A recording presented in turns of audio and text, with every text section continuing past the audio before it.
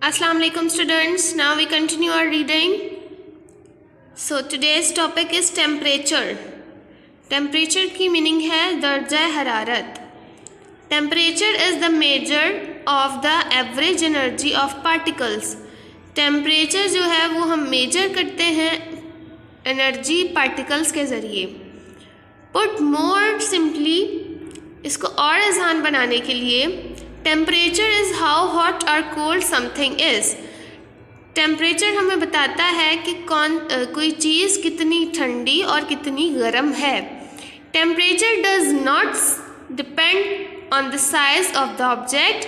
Temperature जो है वो ऑब्जेक्ट के साइज पर डिपेंड नहीं करता. अ cup of water and bucket of water can have the same temperature.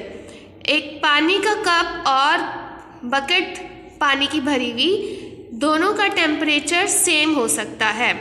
Two objects at the same temperature can have different amount of heat energy. दो objects का same temperature हो सकता है amount of energy, heat energy. Which of these do you think has more energy. आपको दो pictures दी हैं, आपने बताना है कि इन दोनों में से कौन सी एनर्जी, हीट एनर्जी किसमें ज़्यादा है. फर्स्ट पिक्चर में a glass of water in direct sunshine. एक पानी का ग्लास है जो धूप में रखा हुआ है, डायरेक्ट धूप उसके ऊपर आ रही है. A glass of water in the freezer compartment of a refrigerator. एक पानी का ग्लास है जो कि फ्रीज़र में रखा हुआ है. अब आप बताएं कि ज़्यादा हीट एनर्जी किस में है. To answer this question you will have to think about the movement of particles. आपको पार्टिकल्स के बारे में सोचना है अपने इस आंसर को सर्च करने के लिए कि किसके पार्टिकल्स जो हैं वो ज़्यादा मूव कर रहे हैं. अब आप मुझे बताइएगा कि किस में ज़्यादा हीट एनर्जी है, वो ग्लास जो फ्रिज में है या वो ग्लास जो सन में है. Now we turn to next topic, heat. Heat गरमाइश. As you know have a good understanding of what temperature is.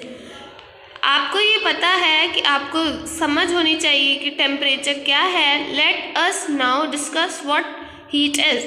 अब हमें ये सोचना, डिस्कस करना है कि हीट क्या है. The heat an object contains is the total amount of thermal energy it has.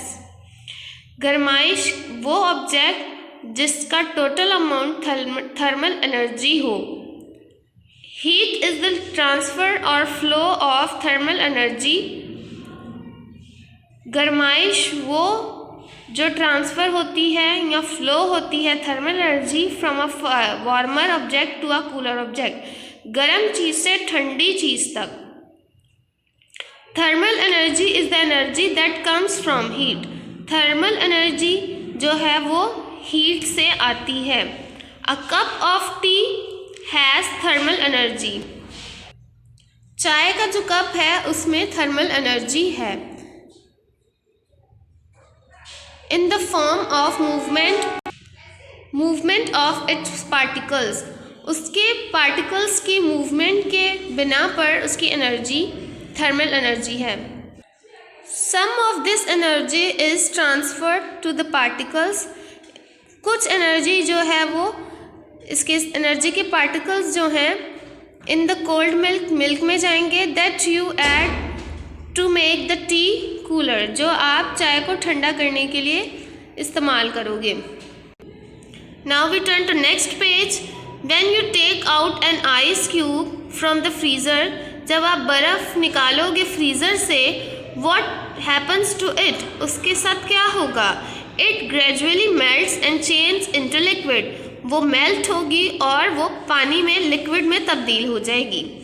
What does it happen? उसके साथ क्या हुआ? Since the air around the ice cube is warmer, जो बर्फ़ के इर्द गिर्द हवा थी वो गर्म थी. And heat flows from warmer to cooler object.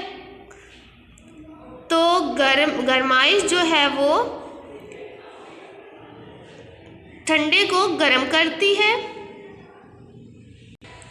It melts the ice cube, तो वो हवा ने जो है आइस क्यूब्स को मेल्ट कर दिया। हीट कैन मेल्ट सॉलिड्स, गर्माइश जो है वो सॉलिड्स को पिघला देती है। Heat can evaporate liquid, heat जो है वो बुखारात पानी के बनाती है। Heat is measured in Julius, heat जो है मेजर की जाती है जूलियस में।